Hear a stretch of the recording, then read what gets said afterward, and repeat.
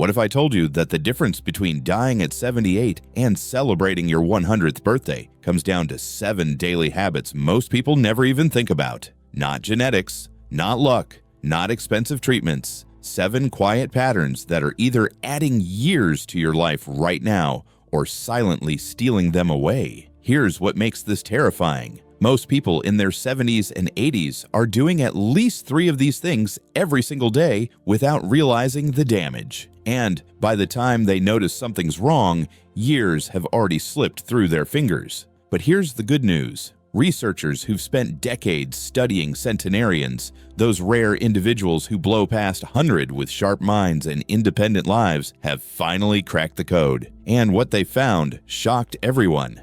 It's not about what these people add to their lives, it's about what they eliminate. Over the next few minutes, you're going to discover the 7 daily habits you absolutely must cut out if you want any real shot at a long, vibrant life. We're talking about patterns so common, so normalized, that even your doctor probably hasn't warned you about them. For each one, you'll get the science behind why it's destroying your health, a real story of someone who turned things around, and simple steps you can take starting today. If you're between 70 and 85, or you love someone who is, pay close attention. What you learn in this video could literally change the trajectory of the years you have left. And stay until the end, because the 7th habit is the one almost nobody talks about, yet it might be the most powerful of all. Let's get into it. Number 1. The words you say to yourself. There's a killer hiding in plain sight, and it lives inside your own head. It's the voice that whispers you're too old to change, too late to learn something new, that your best years are behind you and there's nothing left but decline. Most people dismiss this as harmless, just negative thoughts, right? Everyone has them, but here's what the research actually shows, and it's chilling. Those thoughts aren't just making you feel bad. They're accelerating your aging at a cellular level. Scientists at Yale studied thousands of older adults over 2 decades. What they discovered changed everything we thought we knew about aging. People who held negative beliefs about getting older, the ones who said things like, "I'm just old now," or "my memory isn't what it used to be," didn't just feel worse. They developed more Alzheimer's biomarkers, their cells aged faster, and they died, on average, 7.5 years earlier than those with positive self-perceptions. 7.5 years. Gone.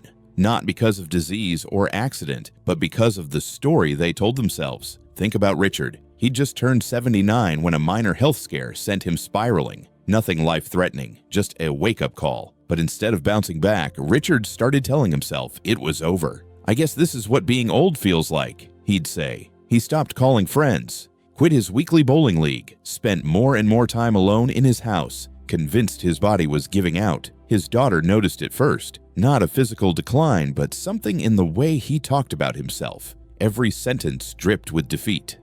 She finally confronted him about it, and Richard realized something startling. He'd built a prison with his own words. The health scare hadn't slowed him down. His beliefs about what it meant had. Richard started small. Every time he caught himself thinking, "I can't," he forced himself to say, "I'll try," instead. When the voice said, "What's the point?" he answered back, "Let's find out." It felt ridiculous at first. Fake even. But within months, something shifted. He rejoined his bowling league, started walking every morning. His doctor couldn't explain the improvement in his blood work, but Richard knew exactly what changed. Here's the thing. You can't control every ache in your body or every diagnosis that comes your way, but you have complete power over the stories you tell yourself about what those things mean. And those stories, it turns out, might matter more than the diagnoses themselves. The next time you catch yourself thinking something harsh or hopeless about your age, pause. Challenge it. Ask yourself if you'd say that to a friend. Then replace it with something that opens a door instead of slamming one shut. That simple shift could add years, real years, to your life, but changing your inner voice is just the beginning, because there's something you're probably putting in your body every single day that's working against you in ways you've never imagined. Number 2, the sweet poison on your plate. Sugar is comfortable. It's the warm pastry with your morning coffee, the afternoon cookie that gets you through the slump, the little reward at the end of a long day. It feels harmless, maybe even deserved. But what if that comfort is quietly stealing your memory, draining your energy, and setting the stage for the diseases that cut lives short? Here's what happens inside your body every time you reach for processed foods and added sugars. Your blood sugar spikes, your pancreas scrambles to produce insulin, your cells, bombarded day after day, start ignoring the signals. Inflammation creeps through your system, your brain fog thickens, and over time, the foundation for heart disease, diabetes, and cognitive decline gets laid brick by brick. Researchers studying centenarians across the globe noticed something fascinating. Despite coming from completely different cultures, from Japan to Italy to Costa Rica, these 100-year-olds shared remarkably similar eating patterns. Their plates overflowed with vegetables, often 7 or more servings daily. They ate beans, whole grains, fish, and lean proteins, and processed sugar almost non-existent. A 2024 study out of China measured inflammation markers in people over 95 and compared their diets. Those with the most diverse plant-rich eating patterns showed 23% lower inflammation than those eating the typical processed diet, 23% less internal fire burning away at their organs and arteries. Consider Pauline, who spent most of her 74 years starting each day the same way. Sweet pastry, sugary coffee, quick energy that crashed by noon. She'd reach for crackers, chips, anything to get through the afternoon. By evening, she was exhausted, foggy, and frustrated. Her doctor warned her that her blood sugar was creeping up, her heart was working too hard, and her memory lapses weren't normal aging. Pauline didn't want to change. The foods she loved felt like the only pleasures she had left. But her granddaughter proposed an experiment. 2 weeks. Just 2 weeks of swapping the pastry for whole grain toast with berries, cutting the afternoon snacks for a handful of nuts, still eating plenty, just different things. The first 3 days were rough. Pauline craved the sweetness like a missing friend. But something strange happened around day 5. She woke up without the fog. By day 10, her energy held steady through the afternoon. By the end of 2 weeks, she'd lost the taste for her old breakfast entirely. Her body had reset. Months later, her doctor ran new tests and couldn't believe the numbers. Blood sugar stabilized, inflammation markers down. Pauline said it best, "I didn't know I was feeling bad until I finally felt good." Every bite is a choice. And at 70, 80, 90 years old, those choices compound faster than they did when you were young. Your body is still listening. It's still capable of responding. Feed it real food, the stuff that grew from the earth, and watch it come back to life. But even if you fix your diet perfectly, there's another habit that might be undoing all your progress without you even standing up to notice it. Number 3, the chair that's stealing your years. You've heard sitting is the new smoking. But when you're past 70, it's not just a catchy phrase. It's a medical reality that's cutting lives short every single day. After retirement, something shifts. The structure disappears. No more commute, no more walking between meetings, no more reasons to be anywhere at any particular time. The comfortable chair becomes a default. Hours pass, television flickers, and deep inside your body, a cascade of damage unfolds invisibly. Your metabolism slows to a crawl, muscles that aren't used begin to wither, bones lose density without the stress of standing and moving, blood pools in your legs, raising the risk of dangerous clots. Your heart, deprived of the challenges that keep it strong, grows weaker, and studies show that prolonged sitting increases your risk of early death by nearly 50%, independent of other factors. Harold learned this the hard way. At 81, he'd just recovered from a knee replacement. The surgery went well, and his doctor told him to rest. So Harold rested. He parked himself in his favorite recliner and barely moved except for meals and bathroom breaks. He thought he was healing. In reality, he was declining faster than the surgery had ever threatened. His legs grew weak, his balance deteriorated. Walking to the mailbox became frightening. He fell twice in 1 month. His world shrank to the space between his chair and his bed. His doctor finally intervened with a simple challenge. Stand up once every hour, that's it. Just stand, stretch, and sit back down. Harold thought it was too small to matter, but he had nothing to lose. The first week, standing, felt like an event. By the second week, he added a few steps. By the third, he was walking laps around his living room during commercial breaks. A month later, he made it to the driveway. 2 months after that, He rejoined his friends at the park bench where they used to gather every morning. Harold's legs came back. His balance returned. His confidence rebuilt itself step by tiny step. And it all started with refusing to let the chair win. Here's the secret nobody tells you. You don't need to run marathons or lift heavy weights. You just need to interrupt the sitting. Set a timer to stand every hour. Walk to the window and back. March in place while waiting for the kettle. Take phone calls standing up. Your body was built for movement, and it doesn't forget how to respond, even at 85, even at 90. Every time you stand, you're sending a message to your muscles, your bones, your heart. We're not done yet, and your body will answer. But there's something else weighing you down that has nothing to do with your physical routine. Something you might be carrying from years or even decades ago, and it's draining energy you can't afford to lose. Number 4, the grudge that's poisoning your body. There's a weight some people carry that doesn't show up on any scale. It lives in the chest, tight and heavy. It surfaces at unexpected moments, a flash of anger during a quiet evening, a wave of sadness when a certain name comes up. It's the grudge, the old wound that never quite healed, the betrayal you can't forget, the words that cut so deep you still feel them decades later. And here's what nobody tells you. That grudge isn't just hurting your heart emotionally. It's attacking your body physically. Every single day you hold on to it. When you replay old hurts, your body doesn't know the difference between memory and present danger. It floods your system with stress hormones. Cortisol surges, blood pressure rises, inflammation spreads through your arteries. Your immune system, constantly on alert, wears itself down. Over time, this chronic stress response accelerates aging, damages your cardiovascular system, and leaves you vulnerable to the very diseases that shorten lives. Researchers have found that older adults who hold on to resentment show higher rates of heart disease, weakened immune function, and faster cognitive decline.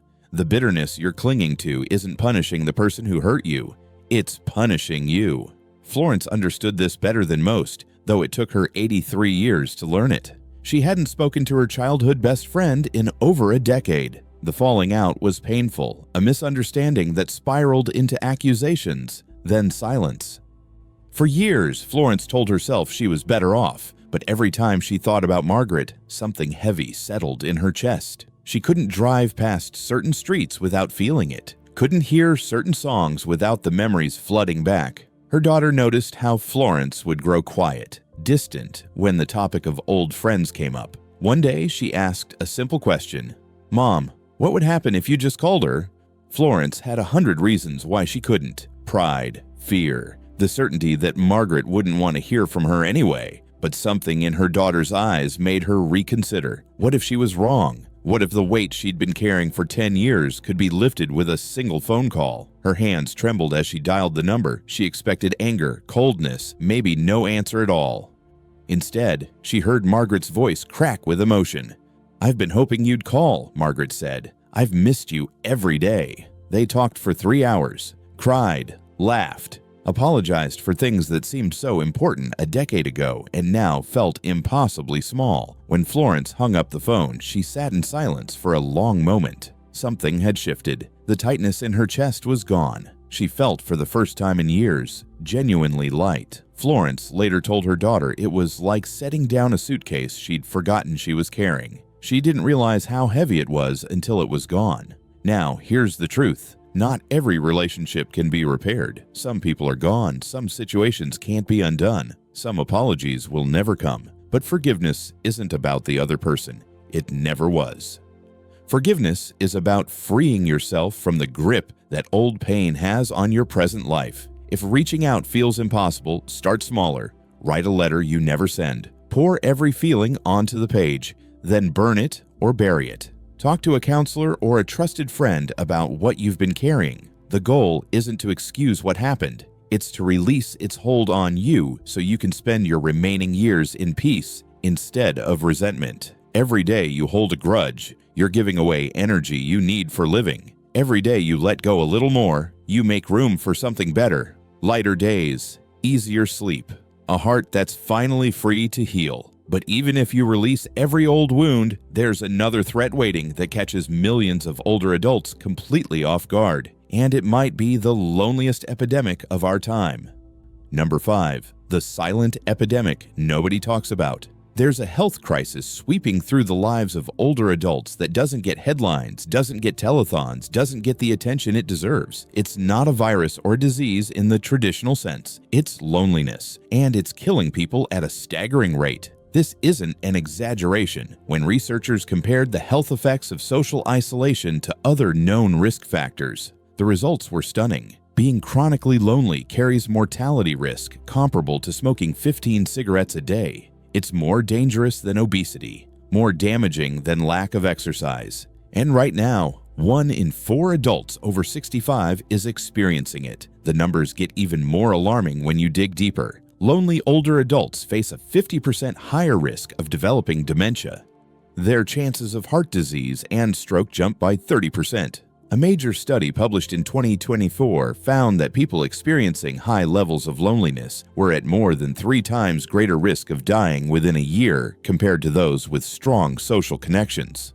3 times the risk from something that most people dismiss as just a feeling. Robert never thought of himself as lonely. He'd always been independent, comfortable in his own company. When his wife passed away and he moved to a new town at 77, he told himself he preferred the quiet. No obligations, no small talk, just him and his routines. But slowly, without Robert noticing, something changed. He'd go days without speaking to anyone except the grocery store clerk. His sleep grew restless. His memory, once sharp, started slipping. Names escaped him. He'd walk into rooms and forget why. A low fog of sadness settled over everything, though he couldn't pinpoint when it started. His daughter lived 3 hours away, but called every Sunday. 1 week, she noticed something different in his voice. Flat, distant. She drove down that weekend and saw what the phone calls couldn't capture. Her father, once vibrant and engaged, had retreated into a shell. She didn't lecture him. She just asked a question. "Dad, when's the last time you laughed with someone?" Robert couldn't remember. His daughter did some research and found a small breakfast group that met every Tuesday at a local diner. Just a handful of retired folks, mostly strangers, sharing eggs and conversation. She practically had to drag Robert to the first meeting. He sat awkwardly, barely spoke, and couldn't wait to leave.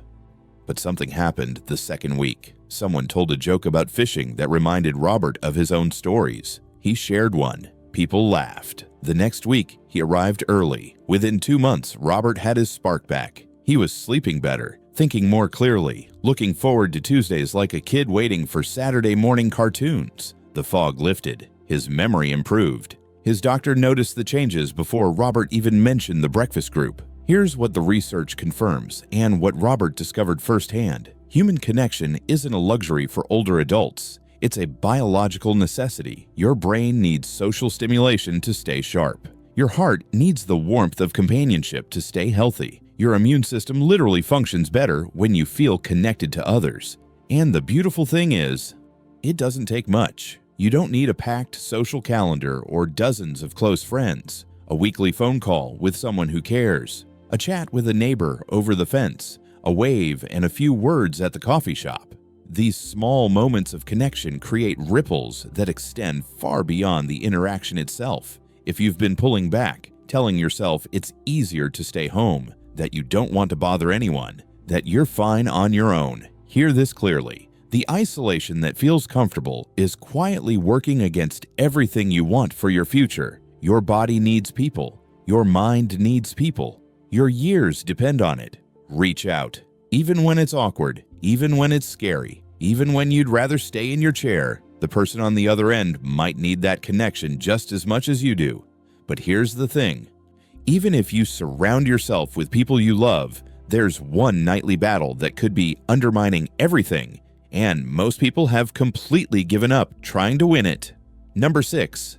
The battle you're losing. Every night, there's a thief that visits millions of older adults every single night. It doesn't break in through windows or doors. It creeps in through restless hours, fragmented sleep, and mornings that feel more exhausting than the night before, and most people have simply accepted it as the price of getting older. That acceptance is costing them years. Poor sleep isn't just an inconvenience, it's a direct assault on your brain, your heart, and your lifespan. When you don't get quality rest, your memory consolidation suffers, which is why names slip away and details blur. Your balance and coordination decline, which is why falls become more common and more dangerous. Your mood destabilizes, which is why depression creeps in so quietly that many people don't recognize it until it's taken hold. And your cardiovascular system, deprived of the restoration that happens during deep sleep, slowly deteriorates. Studies show that chronic sleep problems in older adults are associated with faster cognitive decline,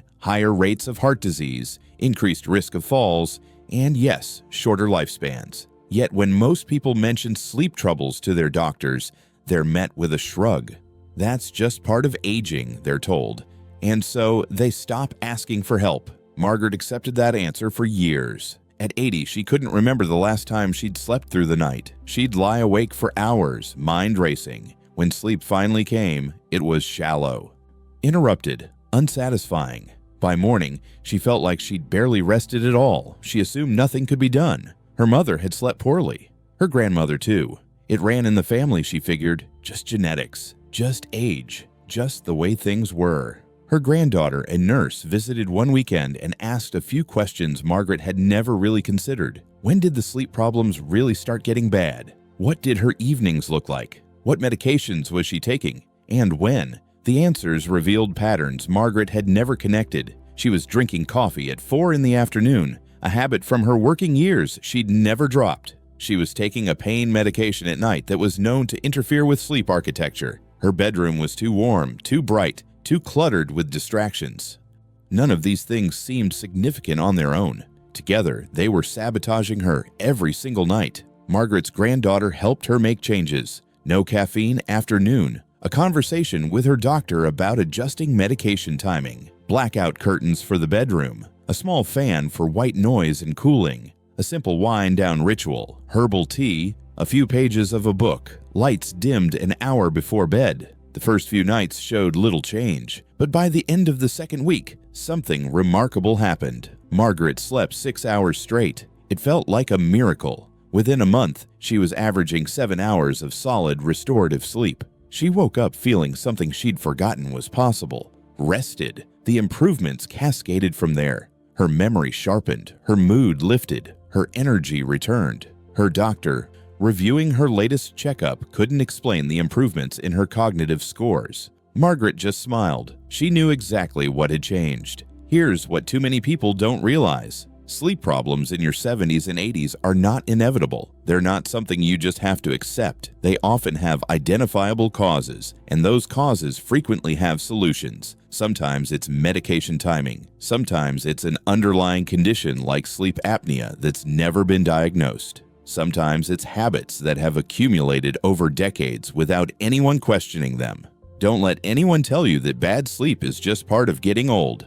It's a signal that something needs attention. And when you give it that attention, when you prioritize rest the way you prioritize food and water, you unlock benefits that touch every other area of your health. Make your bedroom a sanctuary. Cool, dark, quiet. Give yourself permission to wind down instead of watching the news until you collapse. Talk to your doctor not as someone resigned to poor sleep, but as someone determined to fix it. Your brain is waiting to consolidate memories properly. Your heart is waiting to repair itself overnight. Your body is waiting to show you what real rest feels like. But even with perfect sleep, perfect diet, and a calendar full of social connections, there's one final habit that keeps millions of older adults from living their fullest lives. And it might be the most insidious of all because it disguises itself as safety.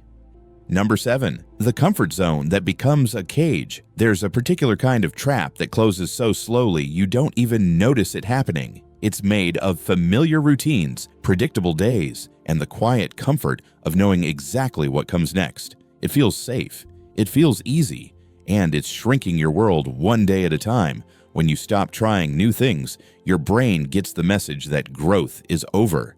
Neural pathways that once sparked with curiosity begin to fade. The sense of wonder that kept you engaged with life slowly dims. Your world becomes smaller, not because you can't do more, but because you've stopped believing you should. Researchers studying centenarians have found something remarkable. The people who make it to 100 with sharp minds and joyful spirits share one characteristic that transcends culture, geography, and background. They never stop being curious. They keep trying new things, keep learning, keep saying yes to experiences that push them slightly outside their comfort zone.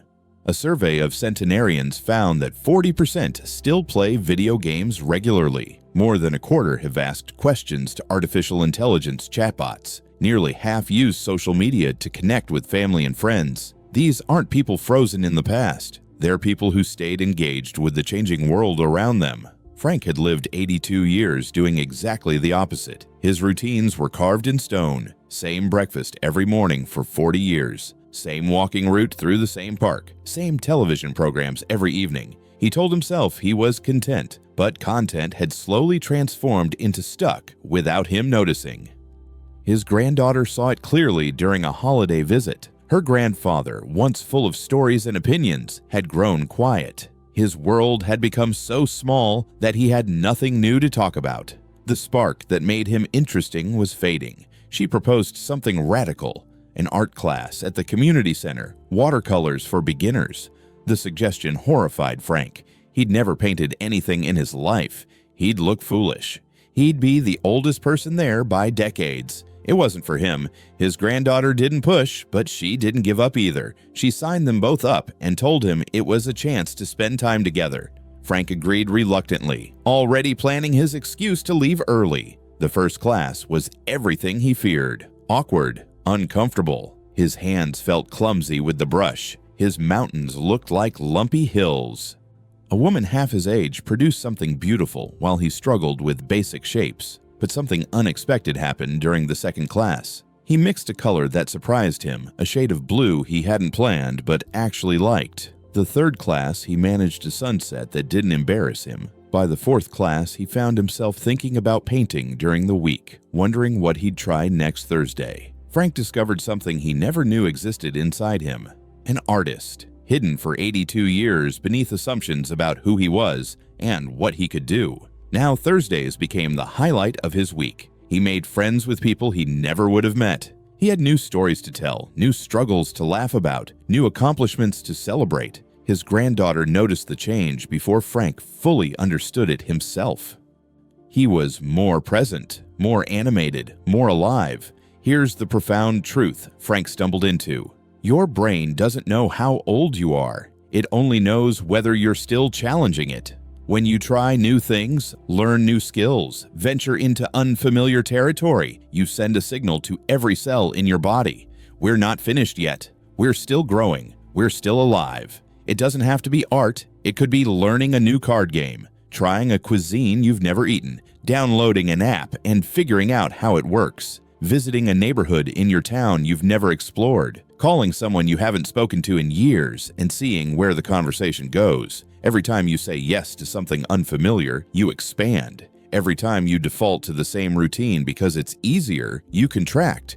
And over time, that contraction steals more than just experiences. It steals the sense that life still has surprises waiting for you. The people who reach 100 with joy in their hearts aren't the ones who played it safe. They're the ones who kept reaching for what they didn't yet know. They stayed curious. They stayed brave. They understood that growth doesn't have an expiration date. What new thing have you been avoiding?